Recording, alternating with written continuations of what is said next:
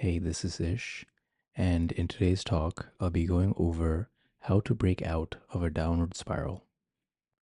And specifically, I'll be going over how a downward spiral can affect your physiology, tips on breaking out of a downward spiral. Another term for this is a winner effect. And if you're in a downward spiral, how this can actually help you become more resilient and also provide you with spiritual strength. So, this topic is very similar to the winner effect and also the loser effect, which I'll call here the downward spiral. And in this state of being, your physiology changes, and you can go through a period where certain losses stack up in your life for whatever reason, and also stresses pile up onto you. And what this does is that it can change the type of thoughts that you have in your head, and it can also change your action orientation. So instead of being more proactive and approach focused and going after what you want and going for the win, you will tend to become more reactive, more avoidant, and risk adverse. And when this loser effect or downward spiral stacks up, you'll start to see threats everywhere. You can also become very defeated, be paralyzed with anxiety and depression.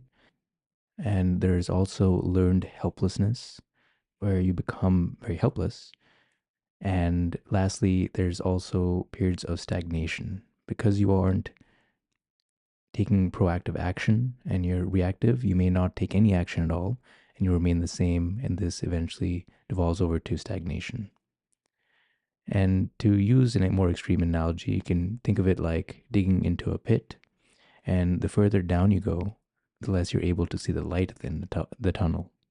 So when you start to descend very low into this pit, since you can't see any light at all, you just give up because you think things are hopeless. And you can also tend to isolate yourself, develop brain fog, become very slow in functioning. The zest of life starts to sap. And this sounds very depressing, and this may seem permanent, but actually, you can reverse the cycle and it is changeable. So let's now look at tips on how to break out of the spiral.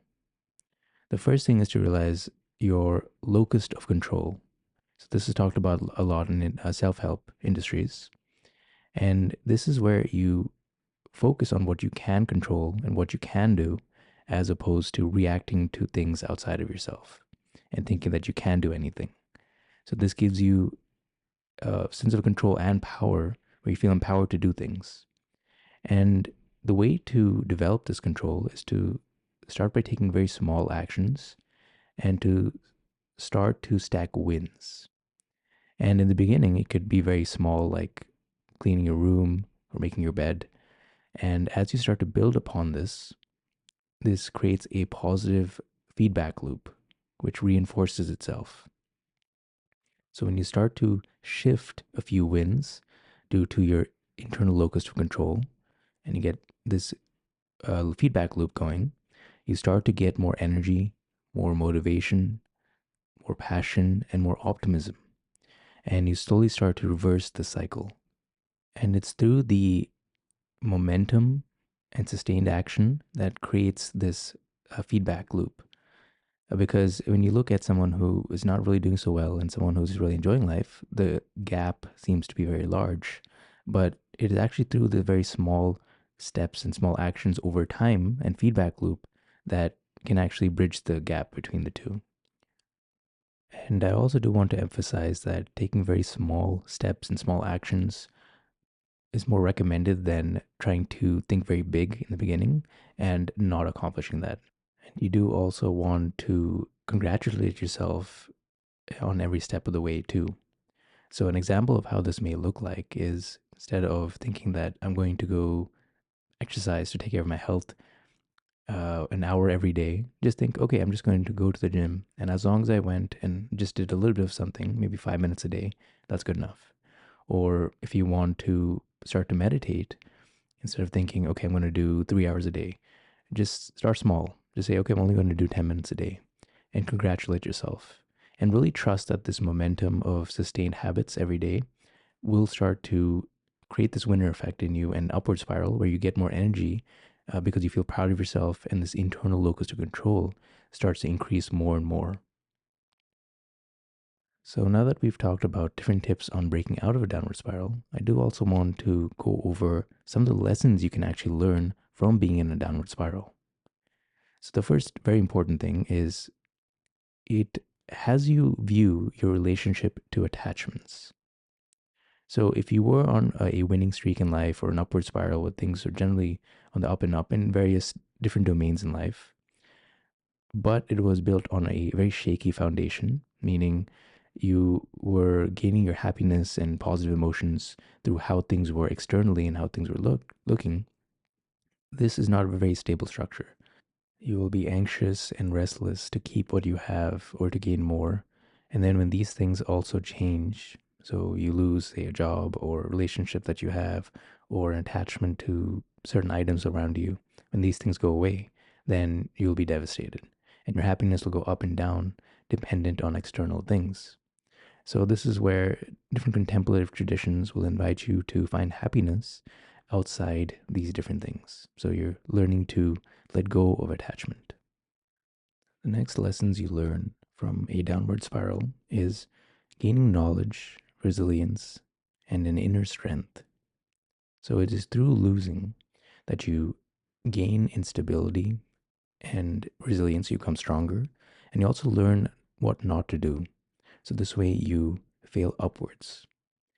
And when you experience loss in the external world, this also builds an inner root system where you start to become less and less shaken by things because you realize it's part of a bigger process. So you personally don't get invested in that as much. And there's a context behind the journey that you learn through losses where you gradually over time let go of attachment, like we talked about, and also build an inner ecosystem and happiness from within more and more. So you learn to wean off this dependency of how things are going externally, whether you're winning or losing, and there's a stable mood that starts to set in. And eventually, to be truly equanimous, you are unaffected by both winning and losing. And you'll have this peaceful, stable mood no matter what really happens externally. But of course, this takes time to deepen and mature.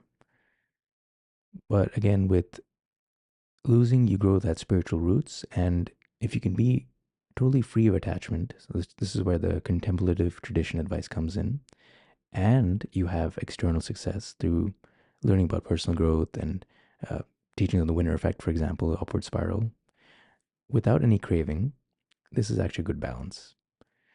And the struggles that you experience on a journey create a deeper context and it creates something beautiful on the other side once you go through it. So it is like the saying of the late Zen master Thich Nhat Hanh, no mud, no lotus. So you gain a deeper appreciation and you uncover this jewel within you through the struggles and suffering you may go through. And you have a deeper appreciation of life, and also you gain empathy as well through the journey because you've noticed what you've gone through and you would like to help others alleviate their suffering as well. Do you like this talk? And thank you again for listening.